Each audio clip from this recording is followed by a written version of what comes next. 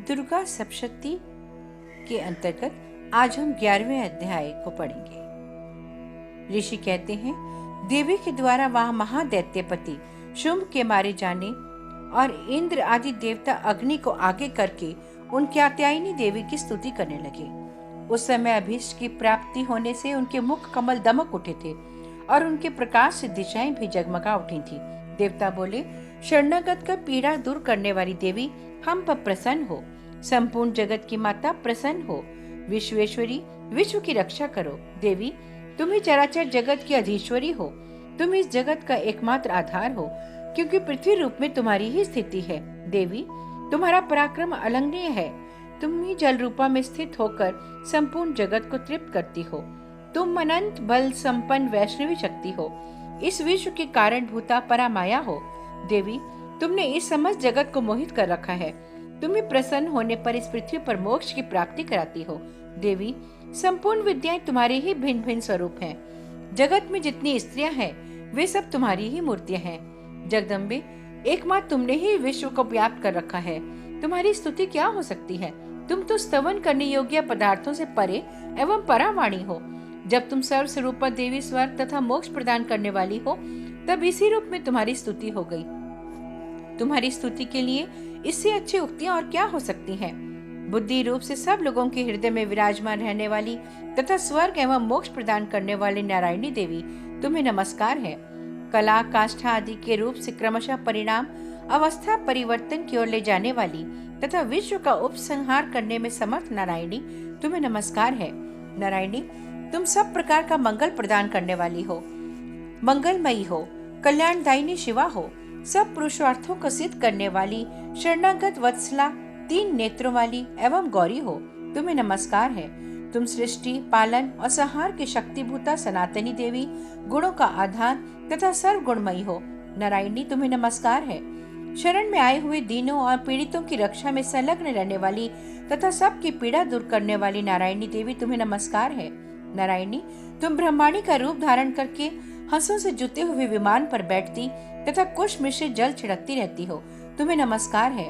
महेश्वरी रूप से त्रिशूल, चंद्रमा एवं सर्प को धारण करने वाली तथा महान वृषभ की पीठ पर बैठने वाली नारायणी देवी, तुम्हें नमस्कार है। मोरों और मुर्गों से घिरे रहने वाली तथा महाशक्ति धारण करने वाली कौमारी रूप धारिणी निष्पापे नारायणी, तुम्हें नमस्कार है।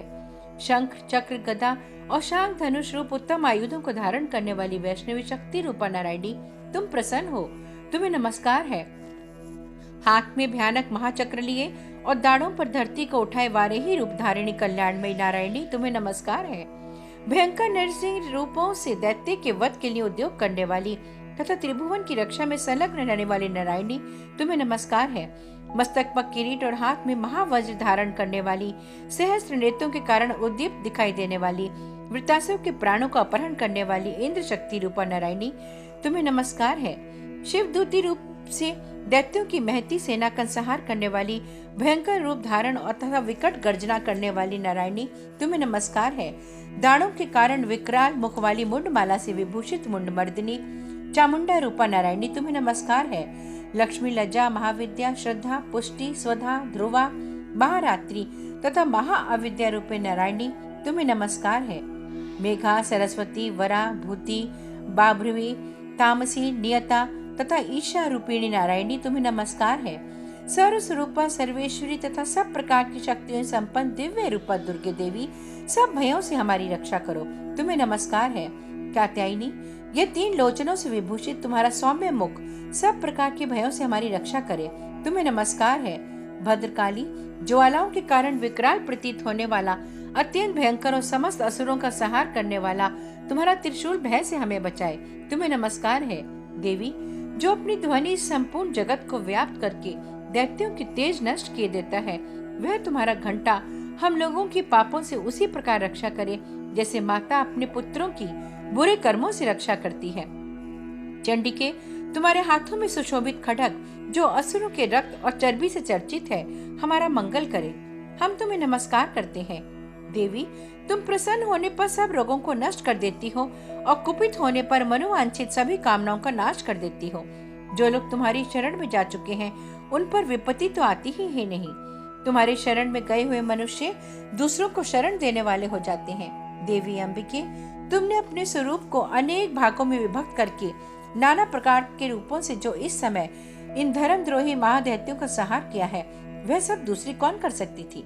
विद्याओं में, ज्ञान को प्रकाशित करने वाले शास्त्रों में तथा आदि वाक्यों में तुम्हारे सिवा और किसका वर्णन है, तथा तुमको छोड़कर दूसरी कौन ऐसी शक्ति है जो इस विश्व को अज्ञान में घोर अंधकार से परिपूर्ण ममता रूपी गड़े में निरंतर भटका रही हो। जहाँ राक्षस, जहाँ भयंकर विष वाले सर्प, जहाँ शत्रु, जहाँ लुटेरों की सेना और जहाँ दावानल हो, वहाँ तथा समुद्र के बीच में भी साथ रहकर तुम विश्व की रक्षा करती हो। विश्वेश्वरी, तुम विश्व का पालन करती हो, विश्व रूपा हो, इसलिए संपूर्ण विश्व को धारण करती हो। तुम भगवान विश्वनाथ की भी वंदनीय हो। जो लोग भक्ति पूर्वक तुम्हारे सामने मस्तक झुकाते हैं, वे संपूर्ण विश्व को आश्रय देने वाले होते हैं। देवी, प्रसन्न हो।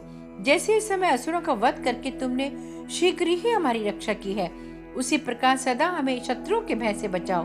संपूर्ण जगत का पाप नाश कर दो और उत्पात एवं पापों के फलस्वरूप प्राप्त होने वाले महामारी आदि बड़े बड़े उपद्रवों को शीघ्र दूर करो। विश्व की पीड़ा दूर करने वाली देवी, हम तुम्हारे चरणों पर पड़े हुए हैं, हम पर प्रसन्न हो।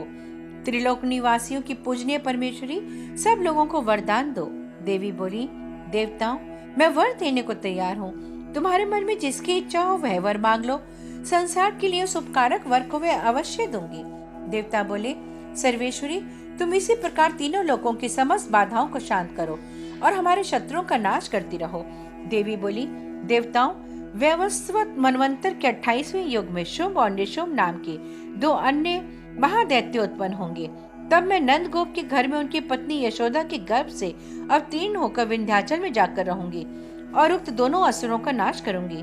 फिर अत्यंत भयंकर रूप से पृथ्वी पर अवतार ले मैं विप्रचित्ति नाम वाले दानवों का वध करूंगी। उन भयंकर महादैत्यों का भक्षण करते समय मेरे दांत अनार के फूल की भांति लाल हो जाएंगे। तब स्वर्ग में देवता और मृत्यु लोक में मनुष्य सदा मेरी स्तुति करते हुए मुझे रक्त दंतिका कहेंगे।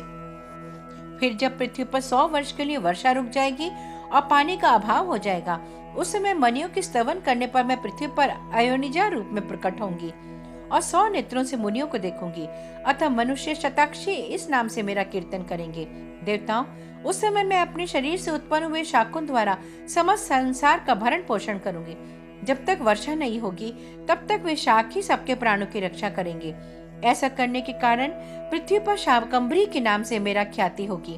उसी अवतार में मैं दुर्गम नामक महादैत्य का वध भी करूंगी। इससे मेरा नाम दुर्गा देवी के रूप से प्रसिद्ध होगा। फिर मैं जब भीम रूप धारण करके मुनियों की रक्षा के लिए हिमालय पर रहने वाले राक्षसों का भक्षण करूंगी, उस समय सब मुनि भक्ति से नतमस्तक होकर मेरी स्तुति करेंगे। तब मेरा नाम भीमा देवी के रूप में विख्यात होगा। जब अरुण नामक दैत्य तीनों लोकों में भारी उपद्रव मचाएगा, तब मैं तीनों लोकों का हित करने के लिए 6 पैरों वाले असंख्य भ्रमरों का रूप धारण करके उस महादैत्य का वध करूंगी। उस समय सब लोग भ्रामरी के नाम से चारों ओर मेरी स्तुति करेंगे।